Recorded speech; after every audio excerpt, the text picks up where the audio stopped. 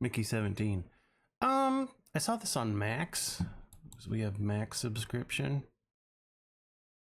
I thought it was fun. This was a really fun movie. It's newer. I know a lot of my reviews are old movies because the new stuff just is dumb.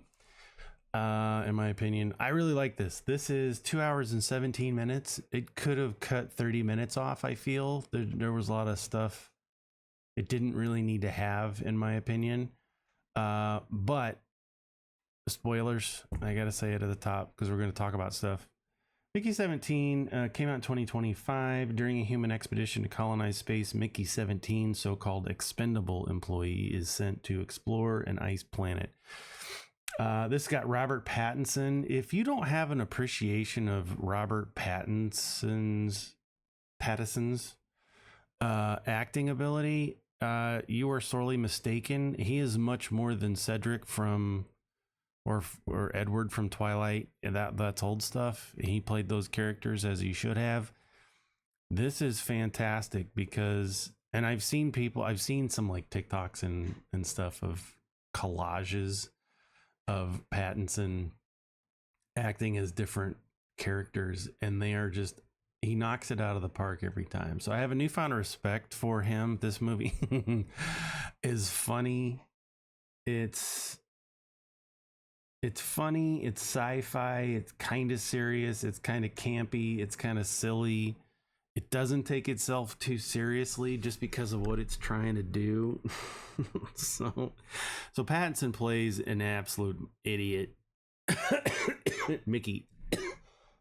His name's Mickey Barnes. And it starts off, how he gets into this situation is he's dumb. He took out a huge loan from a loan shark to start a macaroon business that didn't take off.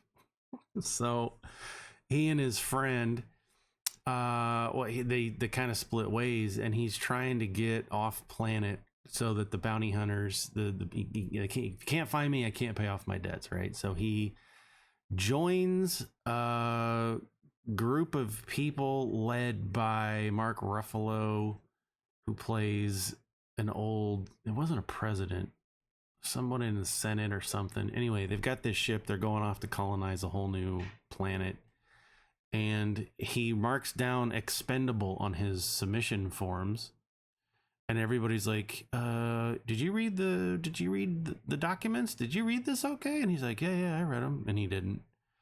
So because he was an expendable, he gets right away sent on, he gets to go. So what that means is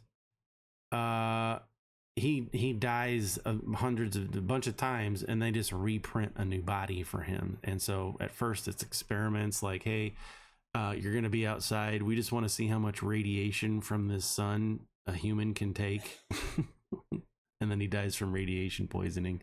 Reprints off a new body, put his memories back in. So it's kind of fun. It's hilarious in some parts where they forget, the interns or whoever forget to put the rollers out for him when he's being printed. So he's hanging out, and then the printer it'll print you out and then jerk you back in to reprint some stuff. So it's kind of clanky. It's just funny. Mark Ruffalo in this, I think he played his part really well as the leader of this group. He's a politician. His wife or something, I can't see because it's rated R, by the way. There's no nudity. There is nudity. You see like him fully naked on his butt side, on his back side. So there's no parts, but there's some sex scenes in here. You don't really see anything, but sex is happening. So the only nudity would really be, it's probably R for gore. We'll scroll down to the parent side. So it's got Robert Pattinson. Steve Yeun is great in this. Who else is in this? What? Mark Ruffalo's clear down here. Well, what's her face? Can never remember her name. Chainsaw Guy. I can never remember her name. She's Australian. We'll find her. There it is. Toni Collette. She's in this, and she plays her part, just absolutely knocks it out of the park. She's so cool. So she's in that. No, we don't want to go back to what, Hangar 18. No, we're at, here we go, Mickey 17. Reviewers don't care. It was going down to the parents guide. Sex and nudity is moderate. Stick figures of crudely drawn breasts. I don't remember that. Buttocks, kissing, yeah, suggests, but they don't really get into it. I kind of skip through that part. So another part of the problem is you're not allowed to have multiples. Story. You're not allowed to have multiples, meaning you can't have two prints of the same person more than once living at one time. Accident happens. There's two Mickeys.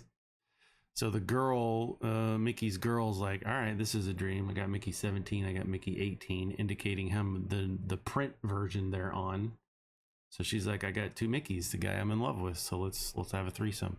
It starts, but it doesn't really get into it because it gets interrupted through story. I thought it was fine. I thought it was fun. Like I said, I think it was way too long.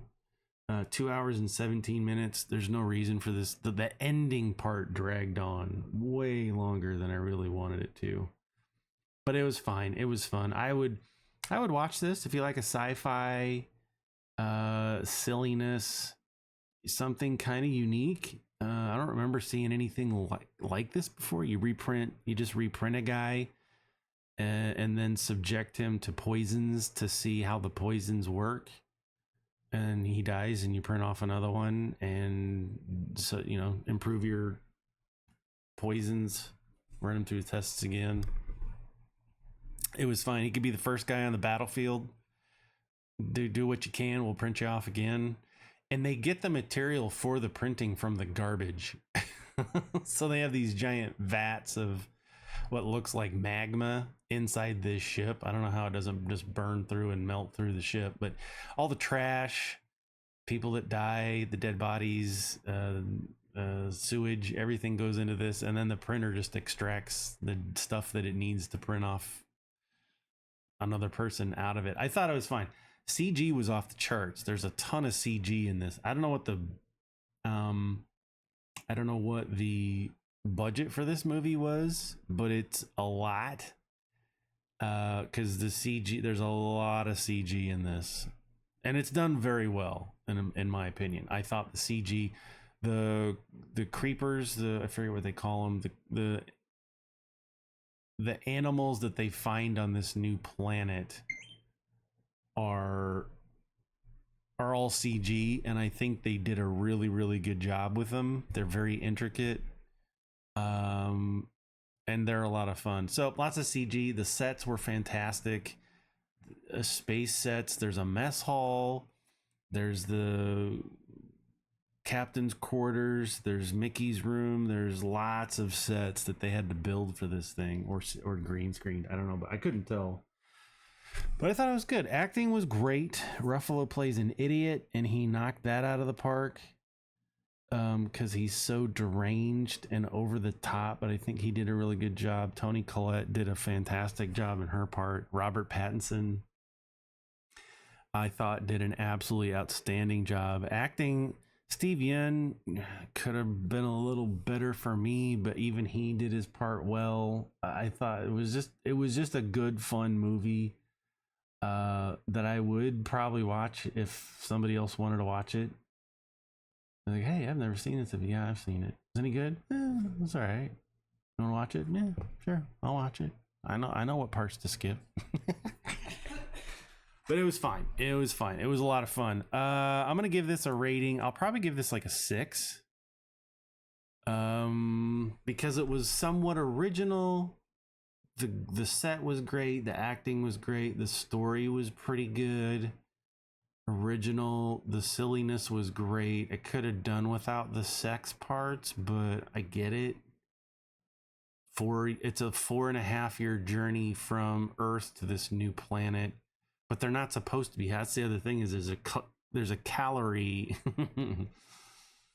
because we're going out for 4 years on this ship. You can't just go eat whatever you want because we have limited resources. So there's a calorie. They make it very clear at the very beginning of this movie that they don't want you doing anything extra. There's no talking in the mess hall. While you're eating, there's no talking because it burns calories. So sex is prohibited. If you accidentally get pregnant, that's another mouth to feed. Plus, having sex can spend between 150 and 350 calories. And so we got to feed you more. So no sex. They clearly violate that. And that's, but it's silly. So yeah, I'd give this a 6. I mean, it wasn't it's not, for me, it's not Fifth Element level, which I would give a 10 out of 10. But this one was unique enough and had a story enough and lots of good characters and acting that I don't know if I'd give this a 7. I don't know if it's that. And I'm just judging. I don't know why. I don't have a chart. I'm just going with my gut. I'm going to give it a 6 just because I said this wasn't the best movie I've ever seen, but it is pretty good. And out of 235,000 other ratings, they gave it a 6.7. So I'm on par, but I don't care. I don't give a single flying crap about what a critic thinks of a movie. I don't care what you think about a movie. I like what I like, and you should like what you like. That's what it really should. If a movie comes out and you're gonna watch that movie based on what a critic says, I just wouldn't do that because they're not you. I love the movies. I love Tommy Boy. I love the dumb movies. I like Jerry Lewis movies. You go watch what you like to watch. This was okay. It was okay, but there's nothing in it that's gonna be like knock you out of the park. Groundbreaking, crazy stuff. It was a pretty good movie though. There you go, Mickey 17.